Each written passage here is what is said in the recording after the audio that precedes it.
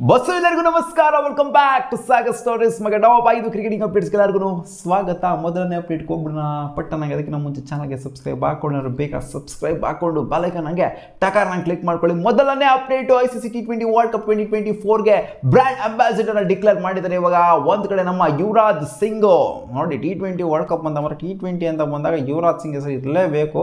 ಇವ್ರನ್ನ ಇವಾಗ brand ambassador ಆಗಿ ಡಿಕ್ಲೇರ್ ಮಾಡಿದ್ದಾರೆ. ಇನ್ನೂ ಒಂದು ಕಡೆ ಹುಸೇನ್ ಬೋಲ್ಟ್ ಅವ್ರನ್ನ ಬ್ರ್ಯಾಂಡ್ ಅಂಬಾಸಿಡರ್ ಆಗಿ ಡಿಕ್ಲೇರ್ ಮಾಡಿದ್ದಾರೆ. ಹೆಂಗ್ ಗುರು, ಹುಸೇನ್ ಬೋಲ್ಟನ್ ಅಲ್ಲಿ ಬಂದ್ಬಿಟ್ಟು ಓಡ್ತಾರ ಅಂತ ಕೇಳ್ಬೋದು ನೀವು. ಇಲ್ಲ, ಹಂಗೇನಿಲ್ಲ, ಆ ಕಡೆನೇ ಆಗ್ತಾ ಇರೋದ್ರಿಂದ ವರ್ಲ್ಡ್ ಕಪ್ ಈ ಸಲ ಅದಕ್ಕೋಸ್ಕರ ಅವ್ರನ್ನ ಬ್ರ್ಯಾಂಡ್ ಅಂಬಾಸಿಡರ್ ಆಗಿ ಡಿಕ್ಲೇರ್ ಮಾಡಿದ್ದಾರೆ ಅಂತ ಕಾಣಿಸುತ್ತೆ. ಅಪ್ಡೇಟ್ ಬಿಟ್ಟು ಯುವರಾಜ್ ಸಿಂಗ್ ಅವರು ಮಾತಾಡಿದ್ರೆ ಅಭಿಷೇಕ್ ಶರ್ಮಾ ಅವರ ಬಗ್ಗೆ. ಅಭಿಷೇಕ್ ಶರ್ಮಾ ಏನೋ ಬೊಂಬಾರ್ಡ್ ಸ್ಟ್ರೈಕ್ ರೇಟ್ಲಿ ಬ್ಯಾಟಿಂಗ್ ಆಡ್ತಾರೆ ವಿತ್ ಅಗ್ರೆಸಿವ್ ಅಪ್ರೋಚು. ಭಯ ಇಲ್ದಂಗೆ ಎಲ್ಲರಿಗೂ ಭಯ ಹುಟ್ಟಿಸೋ ಥರ ಆಪೋನೆಂಟ್ಗೆ ಬ್ಯಾಟಿಂಗ್ನ ಆಡ್ತಾರೆ. ಬಟ್ ಅವರಿಂದ ಬಿಗ್ ನಾಕ್ಸ್ಗಳು ಬೇಕು, ಅವಾಗ ಮಾತ್ರ ಅವ್ರು ವರ್ಲ್ಡ್ ಕಪ್ನ ಆಡೋದಕ್ಕೆ ಆಗೋದು. ಈ ಥರ ಚಿಕ್ಕ ಚಿಕ್ಕ ಕ್ಯಾಮಿಯೋ ಹೌದು ಚೆನ್ನಾಗಿ ಆಡ್ತಾರೆ, ಹೌದು ಸ್ವಲ್ಪ ರನ್ಸ್ಗಳು ಹೊಡೆದಿದ್ದಾರೆ ಇಲ್ಲ ಅಂತ ಅಲ್ಲ, ಬಟ್ ಅವರು ಅದನ್ನು ಕನ್ವರ್ಟ್ ಮಾಡಬೇಕು, ಅದರ ಬಿಗ್ ಸ್ಕೋರ್ಗೆ ಕನ್ವರ್ಟ್ ಮಾಡ್ತು ಅಂತಂದಾಗ ಅವಾಗ ಅವರು ವರ್ಲ್ಡ್ ಕಪ್ ಆಡುವಂಥ ಎಲ್ಲ ಎಲಿಜಿಬಿಲಿಟಿನ ಅವರು ಪಡ್ಕೊತಾರೆ ಅಂತ ಯುವರಾಜ್ ಸಿಂಗ್ ಹೇಳಿದ್ದಾರೆ. ಈ ಕಡೆ ಅಭಿಷೇಕ್ ಶರ್ಮಾ ಅವರು ನನಗೆ ಯುವರಾಜ್ ಸಿಂಗ್ ಐಡಲ್ ಅಂತ ಹೇಳ್ತಾರೆ.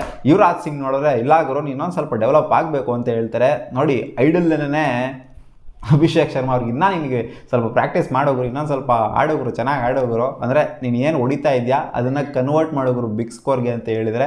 ಒಂದು ವೇಳೆ ಬಿಗ್ ಸ್ಕೋರ್ಗೆ ಅವರು ಕನ್ವರ್ಟ್ ಮಾಡ್ತು ಅಂದರೆ ಎಲ್ಲ ಎಲಿಜಿಬಿಲಿಟಿ ಇದೆ ಅಭಿಷೇಕ್ ಶರ್ಮಾಗೆ ಅಂತ ಯುವರಾಜ್ ಸಿಂಗ್ ಹೇಳಿದ್ದಾರೆ. ನೋಡೋಣ ಸೆಲೆಕ್ಷನಲ್ಲಿ ಇರ್ತಾರೋ ಇರೋದಿಲ್ಲ ಅಂತ, ಯಾರು ಹೆಂಗೆ ಸೆಲೆಕ್ಟ್ ಆಗ್ತಾರೆ ಅಂತ ಗೊತ್ತಾಗಲ್ಲ. ಒಟ್ಟಲ್ಲಿ ಸದ್ಯದ ಮಟ್ಟಿಗೆ ಕಂಟೆನ್ಷನ್ ಅಂತೂ ಇವರಿಲ್ಲ ಅಭಿಷೇಕ್ ಶರ್ಮಾ ಅವರು. ಅಪ್ಡೇಟ್ ನಂಬರ್ 3, KL ರಾಹುಲ್ ಒಂದು ಸ್ಟೇಟ್ಮೆಂಟ್ ಕೊಡಿದ್ರೆ T20 cricket has been changed in past couple of years. ಒಂದು 2-3 ವರ್ಷದಿಂದ ಚೇಂಜ್ ಆಗಿ ಹೋಗ್ಬಿಟ್ಟಿದೆ ಗುರು ಅಂತ ಹೇಳಿದ್ದಾರೆ. ಎಸ್ಪೆಷಲಿ IPLಗೆ ಅಂತ ಬಂದಾಗ ಈ ಇಯರ್ ನನ್ನ ಪ್ರಕಾರ ಸಿಕ್ಕಾಪಟ್ಟೆ ಚೇಂಜ್ ಆಗಿ ಹೋಗ್ಬಿಟ್ಟಿದೆ. ಯಾಕಂದರೆ ಆ ಒಂದು ಇಂಟೆಂಟ್, ಆ ಒಂದು ಅಪ್ರೋಚಲ್ಲಿ ಯಾಕಂದರೆ 200s ಅಂತಂದರೆ ಒಂಥರ ಜುಜುಬಿ ಥರ ಆಗೋಗ್ಬಿಟ್ಟಿದೆ. ಸೊ ಆ ಥರ ಅಗ್ರೆಸಿವ್ ಇಂಟೆಂಟಲ್ಲಿ ಬ್ಲಾಸ್ಟ್ಗಳು ಆಗ್ತಾ ಇರೋದು IPLಲ್ಲಿ. ಸೊ ಅದಕ್ಕೋಸ್ಕರ ಇವ್ರು ಆ ಥರ ಸ್ಟೇಟ್ಮೆಂಟ್ ಕೊಡಲೇಬೇಕು, ಕೊಟ್ಟಿದ್ದಾರೆ. ಪವರ್ ಪ್ಲೇಲಿ ಗುದ್ದೋ ಅಂತ ಇಂಟೆಂಟ್ ಇರಬೇಕು, ಚಚ್ಚೋ ಅಂತ ಇಂಟೆಂಟ್ ಇರಬೇಕು ಗುರು. ಇವಾಗ ಮುಂಚೆ ಥರ ಎಲ್ಲ ಇದ್ದರೆ ಆಗೋದಿಲ್ಲ. ಮುಂಚೆ ಥರ 45 ರನ್ 50 ರನ್ಗೆ ಸೆಟ್ಲ್ ಆಗ್ತೀವಿ ಅಂತಂದರೆ ಆಗೋದಿಲ್ಲ. ಪವರ್ ಪ್ಲೇಲಿ ಎಷ್ಟಾಗುತ್ತೋ ಅಷ್ಟು ಮ್ಯಾಕ್ಸಿಮಮ್ ಯುಟಿಲಿಟಿನ ತಗೊಬೇಕು ಅನ್ನೋ ಥರ ಹೇಳಿದರೆ. ಮುಂಚೆನೇನೋ ಹಂಗೇನೆ ಇತ್ತು, ಬಟ್ ಇವಾಗ ಇನ್ನೊಂದು ಸ್ವಲ್ಪ ಜಾಸ್ತಿ ಆಗಿದೆ ಅಷ್ಟೇ. ಯಾಕಂದರೆ ಇಂಪ್ಯಾಕ್ಟ್ ಪ್ಲೇಯರು ಎಲ್ಲ ಬಂದಿರೋದ್ರಿಂದ ಇನ್ನೊಂದು ಸ್ವಲ್ಪ ಕಂಫರ್ಟ್ ಜಾಸ್ತಿ ಆಗಿದೆ, ಆದ್ದರಿಂದ ಇನ್ನೂ ಜಾಸ್ತಿ ಹೋಗ್ತಾ ಇದೆ ಸ್ಕೋರ್ ಅಷ್ಟೇ. ಅಪ್ಡೇಟ್ ಬಿಫೋರ್ ವಿರಾಟ್ ಕೊಹ್ಲಿ ಅವರು ಯಾವ ಥರ ಆಡಿದ್ರು, 43 ಬಾಲ್ಗೆ 51 ಹೊಡೆದ್ರು. ಸೊ ಇವರ ಸ್ಟ್ರೈಕ್ ರೇಟ್ ಬಗ್ಗೆ ಸಿಕ್ಕಾಪಟ್ಟೆ ಚರ್ಚೆ ಅಂತೂ ಆಯಿತು. ಟು ಬಿ ಹಾನೆಸ್ಟ್ ನೋಡ್ತು ಅಂತಂದರೆ ವಿರಾಟ್ ಕೊಹ್ಲಿ ಅವರ ಸ್ಟ್ರೈಕ್ ರೇಟ್ ಹೆಂಗಿತ್ತು ಅಂತಂದರೆ, ನೆನ್ನೆ ಫಸ್ಟು 12 ಬಾಲ್ 22 ರನ್ ಹೊಡೆದ್ರು ಪೋಪ್ಲಲ್ಲಿ ಮಾತ್ರ ಬೌಂಡ್ರೀಸ್ ಬಂತು, ಆದಮೇಲೆ ಬೌಂಡ್ರೀಸ್ ಬರಲಿಲ್ಲ.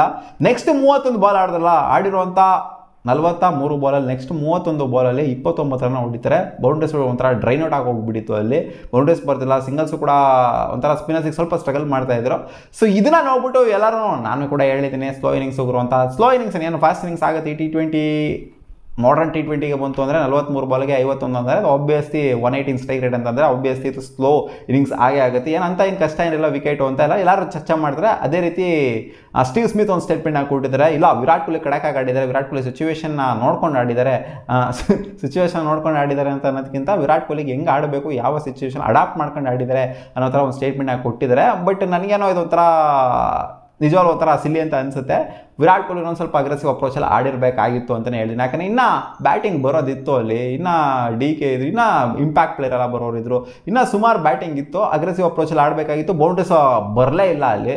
ನೋಡಿ ಹೇಳಿದ್ನಲ್ಲ, 31 ಬಾಲಲ್ಲಿ 29 ರನ್ ಹೊಡೆದಿದ್ದಾರೆ ನೆಕ್ಸ್ಟ್ 31 ಬಾಲಲ್ಲಿ. ಸೊ ಇವಾಗ ನನಗೆ ಕಾಮೆಂಟ್ ಸೆಕ್ಷನಲ್ಲಿ ಹೋಗಿದ್ದೀರಾ ನನಗೆ ಗೊತ್ತು, ಬಟ್ ಇವಾಗ ಗೆದ್ದಾಗ ಅದೆಲ್ಲ ಮ್ಯಾಟ್ರ್ ಆಗೋದಿಲ್ಲ, ಸೋತಿದ್ರೆ ಅದೆಲ್ಲ ಮ್ಯಾಟ್ರ್ ಆಗೋದು ಅಷ್ಟೇ. ನಾನು ಏನಾದ್ರು ಕ್ಲೋಸಿಗೆ ಬಂದುಬಿಟ್ಟಿದ್ರು ಅಂತಂದರೆ ಸನ್ರೈಸರ್ಸ್ ಹೈದರಾಬಾದ್ ಅವ್ರು ಏನಾದರೂ ಅಥವಾ ಒಂದು ಅಗ್ರೆಸಿವ್ ಅಪ್ರೋಚಲ್ಲಿ ಆಡ್ಬಿಟ್ರು, ಹೊಡೆದಾಕ್ಬಿಟ್ಟಿತ್ತು ಅಂದರೆ ಅವಾಗ ವಿರಾಟ್ ಕೊಹ್ಲಿನ ಎಲ್ಲರೂ ಬ್ಲೇಮ್ ಮಾಡ್ತಾ ಇದ್ರಿ. ಇವಾಗ ನೋಡಿ ಗೆದ್ದಾಗ ಯಾರು ಬ್ಲೇಮ್ ಮಾಡೋದಿಲ್ಲ, ಬ್ಲೇಮ್ ಮಾಡ್ತಾ ಇದ್ರು ಇವಾಗಲೂ ಕೂಡ, ಬಟ್ ಲಿಮಿಟೆಡ್ ಆಗಿ ಬ್ಲೇಮ್ ಮಾಡಿದರೆ. ಸ್ವಲ್ಪ ಜನ ಇಲ್ಲ ಅವರು ಕರೆಕ್ಟಾಗಿ ಆಡಿದ್ರೆ ಚೆನ್ನಾಗಿ ಆಡಿದ್ದಾರೆ ಅಂತ ಹೇಳಿದ್ದಾರೆ. ಹೌದು ಚೆನ್ನಾಗಿ ಆಡಿದರೆ, ಇನ್ನು ಸ್ವಲ್ಪ ಅಗ್ರೆಸಿವ್ ಅಪ್ರೋಚಲ್ಲಿ ಬೇಕಾಗಿತ್ತು ಅಷ್ಟೇ ಈ ಇನ್ನಿಂಗ್ಸು, ಬೇರೆ ಇನ್ನಿಂಗ್ಸ್ಗಳಲ್ಲ. ಅಪ್ಡೇಟ್ ಮುಫಾಯ್ ನಿನ್ನೆ ಒಂದು ರಿಪ್ಲೇಸ್ಮೆಂಟ್ ಆಯಿತು. ಮಿಚೆಲ್ ಮಾರ್ಷ್ ಅವರ ಜಾಗಕ್ಕೆ ಗುಲ್ಬದ್ದೀನ್ ನಬಿ ಅವರು, ಅಫ್ಘಾನಿಸ್ತಾನಿ ಪ್ಲೇಯರ್ ಅವರು ಇವಾಗ ಆ್ಯಡ್ ಆನ್ ಆಗಿದ್ದಾರೆ ಡೆಲ್ಲಿ ಕ್ಯಾಪಿಟಲ್ಸ್ ತಂಡಕ್ಕೆ.